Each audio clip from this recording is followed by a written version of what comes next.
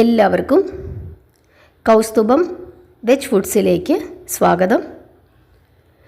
ഇന്ന് നമ്മൾ വളരെ സ്വാദിഷ്ടമായ ഒരു മാങ്ങ കിച്ചടിയാണ് ഉണ്ടാക്കുന്നത്.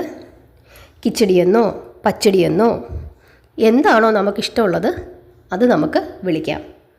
അതിനായിട്ട് അധികം പുളിയില്ലാത്ത മാങ്ങ തൊലി ചെത്തി ചെറിയ ചെറിയ കഷ്ണങ്ങളാക്കി അരിഞ്ഞു വെക്കുക.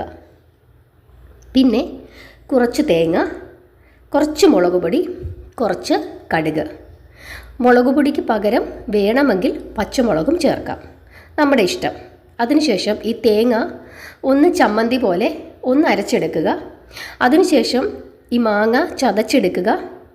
പിന്നെ കടുകും ചതച്ചെടുക്കുക. ഇതെല്ലാം കൂടെ ഒന്നിച്ച് ഒരു പാത്രത്തിലേക്ക് മാറ്റുക.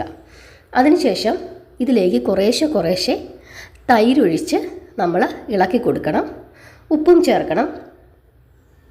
മാങ്ങയും തേങ്ങയും കൂടെ ഒന്നിച്ച് അരയ്ക്കരുത്.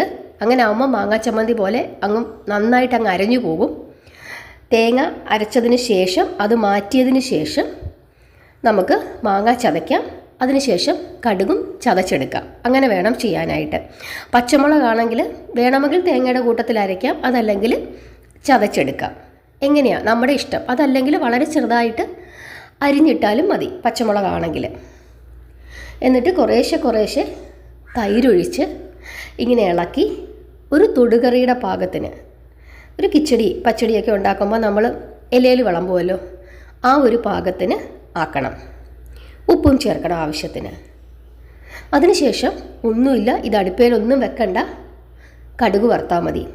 കുറച്ച് നന്നായിട്ട് വെളിച്ചെണ്ണയൊക്കെ ചേർത്ത് വറ്റൽമുളകും കറിവേപ്പിലയൊക്കെ ചേർത്ത് ഇച്ചിരി കൂടുതൽ വെളിച്ചെണ്ണ, ശക്കലം കൂടുതൽ, ഒത്തിരി വേണ്ട എങ്കിലും ശക്കലം, ഒരു 2 സ്പൂണൊക്കെ വെളിച്ചെണ്ണ ഒഴിച്ച് ഒന്ന് കടുക് വറുത്ത് ചേർക്കുന്നത് വളരെ രുചിയാണ്. ഇത് അടുപ്പയിലൊന്നും വെക്കണ്ട, ഇത് മാത്രം മതി ചോറുണ്ണാൻ.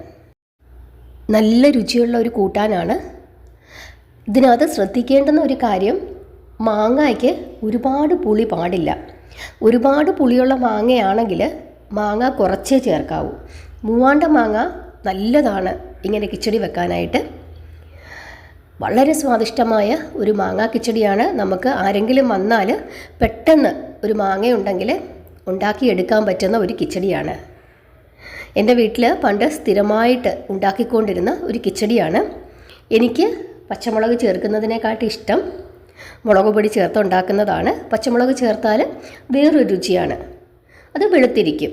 ആ പച്ചമുളകിൻ്റെ രുചി മുന്നിട്ട് നിൽക്കുകയും ചെയ്യും. എല്ലാവർക്കും ഇഷ്ടപ്പെടും. ഒന്ന് ഉണ്ടാക്കി നോക്കൂ.